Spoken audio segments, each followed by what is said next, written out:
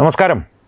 ഇറാൻ്റെ മുൻ പരമോന്നത നേതാവായിരുന്ന അയത്തുള്ള അലി ഖമേനിയുടെ അന്ത്യകർമ്മങ്ങൾ, സംസ്കാര കർമ്മങ്ങൾ ഒടുവിൽ നടക്കുവാൻ പോവുകയാണ്. ഫെബ്രുവരി 28 തുടങ്ങിയ ആക്രമണത്തിൻ്റെ ആദ്യ ദിനം തന്നെ, 107 ദിവസം നീണ്ടുനിന്ന സംഘർഷത്തിൻ്റെ ആദ്യ ദിനത്തിൽ തന്നെ ബോംബാക്രമണത്തിൽ കൊല്ലപ്പെട്ട അയത്തുള്ള അലി ഖമേനിയുടെ മൃതശരീരം ഇസ്ലാമിക വിധി പ്രകാരം ഉടനെ അടക്കം ചെയ്യേണ്ടതാണെങ്കിൽ യുദ്ധകാലത്ത് അതിന് ഇളവുണ്ട് എന്നാണ് അവരുടെ ശാസ്ത്രം പറയുന്നത്, എന്നാണ് പണ്ഡിതർ പറയുന്നത്.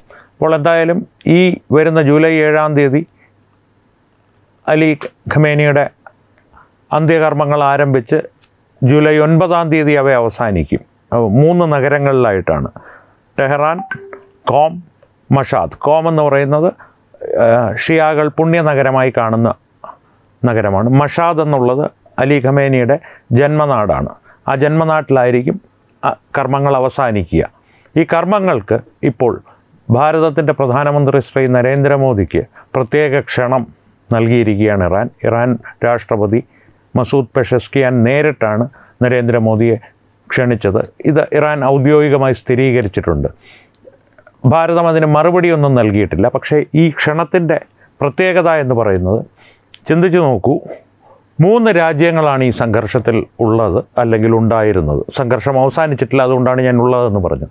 ആ 3 രാജ്യങ്ങളും നരേന്ദ്രമോദിയെപ്പോലൊരു ഭരണാധികാരിയെ ഒരിക്കലും തള്ളിപ്പറഞ്ഞിട്ടില്ല എന്ന് മാത്രമല്ല, ലഭ്യമായ അവസരങ്ങളിലെല്ലാം പ്രശംസിച്ചിട്ടുമുണ്ട്. ഡൊണാൾഡ് ട്രംപ് ഇടയ്ക്കിടയ്ക്ക് ചാഞ്ചാടുമെങ്കിലും ഇസ്രായേലാകട്ടെ ഇറാനാകട്ടെ ഒരു കാലത്തും നരേന്ദ്രമോദി എന്ന ഭരണാധികാരിയെ തള്ളിപ്പറഞ്ഞിട്ടില്ല, പ്രശംസിക്കുകയും ചെയ്തിട്ടുണ്ട്.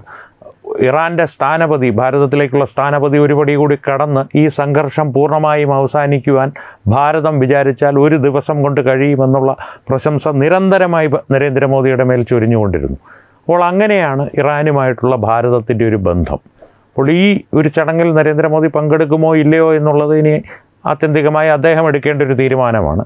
എന്നിരുന്നാലും ഇപ്പോൾ ഈ ഒരു ക്ഷണത്തിൻ്റെ പശ്ചാത്തലത്തിൽ ഭാരതവും ഇറാനുമായിട്ടുള്ളൊരു ബന്ധത്തിൻ്റെ ഊഷ്മളത ലോകരാഷ്ട്രങ്ങൾക്കിടയിൽ വലിയ ചർച്ചയാവുകയാണ്. അതിൽ തന്നെ പ്രധാനമന്ത്രി നരേന്ദ്രമോദിയുടെ ഒരു നയതന്ത്ര പാഠവും അദ്ദേഹത്തിൻ്റെ സർക്കാരിൻ്റെ വിദേശ രാജ്യങ്ങളുമായിട്ടുള്ള ബന്ധങ്ങൾ നിലനിർത്തുന്നതിൻ്റെ, ഇസ്രായേലുമായിട്ടുള്ള ബന്ധം നിലനിർത്തിക്കൊണ്ട് തന്നെ പലസ്തീനിൽ ഹമാസ് ഒഴികെയുള്ള അവിടുത്തെ ഔദ്യോഗിക ഭരണകൂടവുമായിട്ട് ഊഷ്മളമായൊരു ബന്ധം പുലർത്തുന്ന രീതി, അമേരിക്കയും ഇസ്രായേലുമായിട്ട് ബന്ധം നിലനിർത്തിക്കൊണ്ട് തന്നെ ഇറാനിൽ നിന്ന് എണ്ണ ഭാരതത്തിലേക്ക് അനസ്യൂതം കൊണ്ടുവരുന്ന നയതന്ത്രം, ഇവയെല്ലാം ലോകരാഷ്ട്രങ്ങൾക്കിടയിൽ ചർച്ചാ വിഷയങ്ങളാണ്.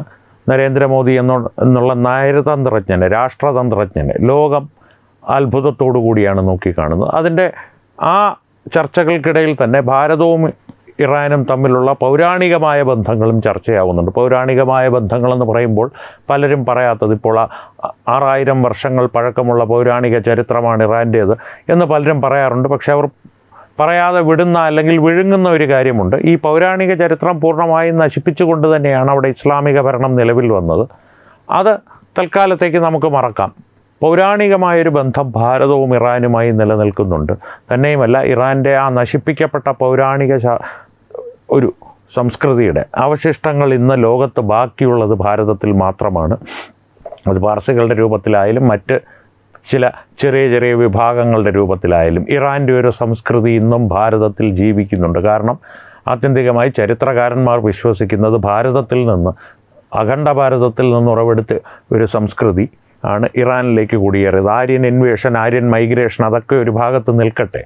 പക്ഷേ സംസ്കൃതികളുടെ കാര്യത്തിൽ ഭാരതത്തിൻ്റെ സംസ്കൃതിക്കും പൈതൃകത്തിനും ഇറാനേക്കാളുമെന്നല്ല ലോകത്തെ മറ്റേതും സംസ്കാരത്തെക്കാളും പഴക്കമുണ്ട് എന്നുള്ളതിന് ഒരു സംശയവുമുണ്ട്. ഏറ്റവും ചുരുങ്ങി അറിയാവുന്ന ചരിത്രത്തിൽ ഭാരതത്തിൻ്റെ സംസ്കൃതിക്ക്, സംസ്കാരത്തിന്, ഭാരതീയ പരിഷ്കൃത സമൂഹത്തിന് 10,000 വർഷങ്ങളുടെയെങ്കിലും പഴക്കമുണ്ട്. അതിന് പിന്നോക്കം പോകുന്ന ചരിത്രങ്ങൾ ഇനി കണ്ടെത്തുവാനുള്ളതാണ്. ഒരുപക്ഷെ അവയുടെ അവശിഷ്ടങ്ങൾ പോലും ലഭിക്കുകയില്ല എന്നുള്ളത് സത്യമാണ്. അല്ലെങ്കിൽ ഒരുപാട് നാം അന്വേഷിക്കേണ്ടി വരും അവയുടെ അവശിഷ്ടങ്ങളും തെളിവുകളും ലഭിക്കുവാൻ. പക്ഷേ 10,000 വർഷങ്ങൾ അഖണ്ഡമായി നീണ്ട ഒരു ചരിത്രം, ഒരു സംസ്കാരം, ഇന്നും അധിനിവേശങ്ങളെ എല്ലാം ചെറുത്തു തോൽപ്പിച്ച് തലയുയർത്തി നിൽക്കുന്ന ഒരേ ഒരു സംസ്കാരം ലോകത്ത് ഭാരതീയ സംസ്കാരം മാത്രമാണ്. ഇനി ആ സംസ്കാരത്തിൽ നിന്ന് ഉറവെടുത്ത ഇറാനിയൻ സംസ്കാരം അല്ല, അതിനാർക്കെങ്കിലും അങ്ങനെ കേൾക്കുന്നത് ബുദ്ധിമുട്ടുണ്ടെങ്കിൽ അതുമായി സമാന്തരമായി ഒരു 6000 വർഷം നിലനിന്ന ഒരു സംസ്കാരം.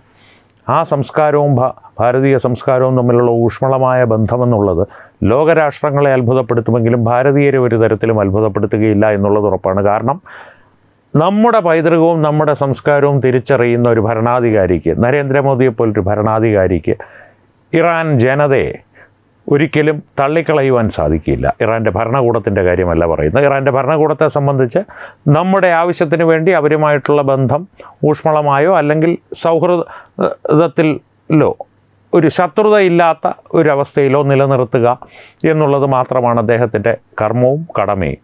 അത് അദ്ദേഹം കൃത്യമായി ചെയ്യുന്നുണ്ട്. പക്ഷേ ഇറാൻ ജനതയെ സംബന്ധിച്ച് അവർക്ക് വേണ്ട സഹായങ്ങൾ, അത് ഭക്ഷണമായിട്ടാണെങ്കിലും മരുന്നായിട്ടാണെങ്കിലും സാധ്യമായ തരത്തിലുള്ള എല്ലാം ഭാരതം വെച്ച് നീട്ടിയിട്ടുണ്ട്, നൽകിയിട്ടുണ്ട്. അതിൻ്റെ നന്ദി ഇറാൻ കാലാകാലങ്ങളിൽ പ്രകടിപ്പിച്ചിട്ടുമുണ്ട്.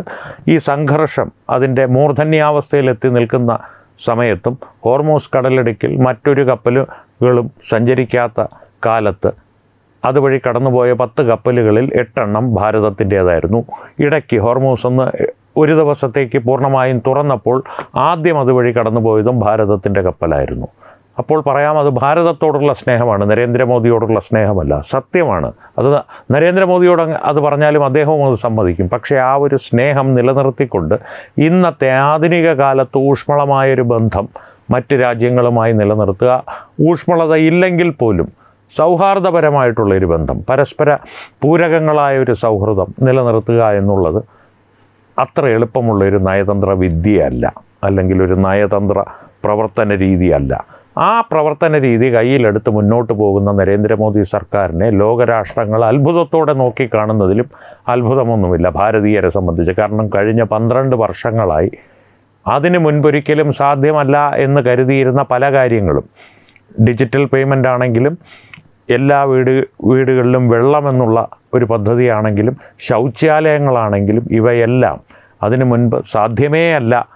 ഭാരതം മുഴുവൻ ഇത്തരം സംവിധാനങ്ങളും സൗകര്യങ്ങളും എത്തിക്കുക എന്നുള്ളത് ഓരോ കാര്യം വരുമ്പോഴും ഭാരതീയർ അങ്ങനെ ചിന്തിച്ചിരുന്നു. അതെല്ലാം സാധ്യമാണ് എന്ന് തെളിയിച്ച നരേന്ദ്രമോദിയുടെ പ്രാവീണ്യം നാം കണ്ടറിഞ്ഞിട്ടുള്ളതാണ്. അതുകൊണ്ട് തന്നെ ഇത്തരത്തിലുള്ള അദ്ദേഹത്തിൻ്റെ പ്രവൃത്തികൾ ഭാരതീയരെ സംബന്ധിച്ച് അദ്ദേഹത്തിൽ നിന്ന് പ്രതീക്ഷിക്കുന്ന കാര്യങ്ങളായി മാറിയിരിക്കുന്നു. അല്ലാതെ ഒരു പ്രത്യേക അത്ഭുതത്തോടു കൂടി കാണേണ്ട കാഴ്ചയൊന്നുമല്ല. മോദിയല്ലേ, മോദി ഹെ തോ മുൻകിൻ ഹെ എന്ന് അദ്ദേഹത്തിൻ്റെ ശത്രുക്കൾ പോലും പറഞ്ഞു തുടങ്ങിയിരിക്കുന്നു. അതുകൊണ്ട് തന്നെയാണ് ഓരോ കാര്യത്തിലും പ്രതിപക്ഷത്തിൻ്റെ ആവശ്യം പോലും ഓപ്പറേഷൻ സിന്ദൂർ നടക്കുന്നതിന് തൊട്ട് മുമ്പ് വരെ പാകിസ്ഥാനെ ആക്രമിക്കണമെന്നുള്ളതായിരുന്നു.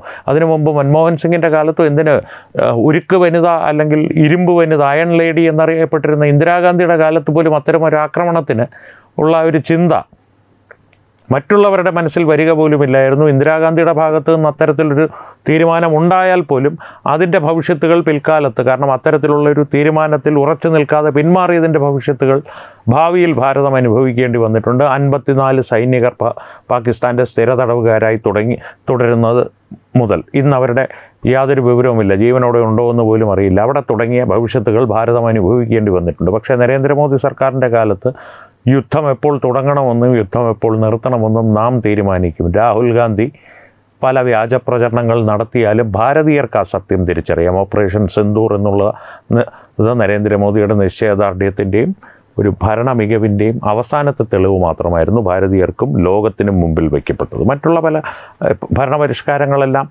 ഭാരതീയർക്ക് മുൻപിൽ മാത്രമാണ് അവതരിപ്പിക്കപ്പെട്ടത്. പക്ഷേ ഡിജിറ്റൽ പേയ്മെൻറ്റ് ഉള്ള ഭരണപരിഷ്കാരങ്ങൾ, അദ്ദേഹത്തിൻ്റെ ഈ പദ്ധതികളെല്ലാം നടപ്പാക്കിയ രീതികൾ, ഇവയെല്ലാം ഒരു ഘട്ടം കഴിഞ്ഞപ്പോൾ ആ ഘട്ടത്തിനപ്പുറം നമ്മുടെ അതിർത്തി വിട്ട് മറ്റ് രാജ്യങ്ങളിലേക്കും അതിൻ്റെ കീർത്തിയും പ്രശസ്തിയും പടർന്നു. കാരണം പല രാജ്യത്തലവന്മാർ നമ്മുടെ രാജ്യത്തെത്തി ഇത് കണ്ട് അത്ഭുതപ്പെട്ട് ഇത്തരത്തിലുള്ളൊരു സംവിധാനങ്ങൾ ഞങ്ങളുടെ രാജ്യത്ത് നടപ്പാക്കുവാൻ ഭാരതത്തിൻ്റെ സഹായം വേണം. കാരണം ഒരു ക്യാഷ്ലെസ് എക്കോണമി, ഏതാണ്ട് ക്യാഷ്ലെസ് എക്കോണമി എന്നുള്ള തരത്തിലേക്കാണ് കാര്യങ്ങൾ പോകുന്നത്.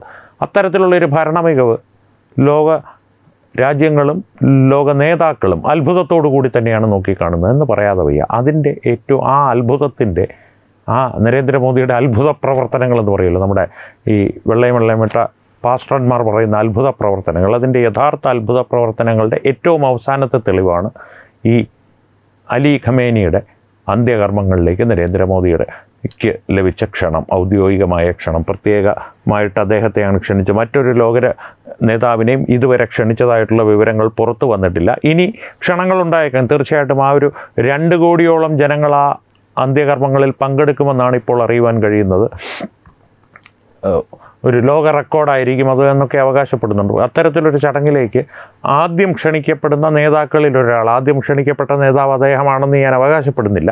പക്ഷേ ആദ്യം ക്ഷണിക്കപ്പെട്ട നേതാക്കളിൽ ഒരാൾ തീർച്ചയായും നരേന്ദ്രമോദി തന്നെയാണ്.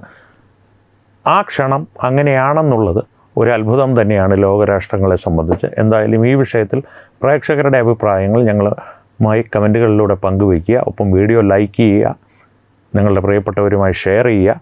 ഏറ്റവും പ്രധാനപ്പെട്ട കാര്യം, തത്വമയി ന്യൂസിൻ്റെ യൂട്യൂബ് ചാനൽ തീർച്ചയായും സബ്സ്ക്രൈബ് ചെയ്തിട്ടുണ്ട് നിങ്ങളെന്ന് ഉറപ്പുവരുത്തുക. മുന്നോട്ടുള്ള യാത്രയിൽ ദേശീയതയോടൊപ്പം ഞങ്ങളോടൊപ്പം ഞങ്ങളുടെ കുടുംബാംഗമായി നിങ്ങളും ഉണ്ടാകണമെന്ന് ഞങ്ങൾ ആഗ്രഹിക്കുന്നു. അപ്പോൾ സംവാദങ്ങൾ തുടരട്ടെ. വീണ്ടും കാണാം. നന്ദി, നമസ്കാരം.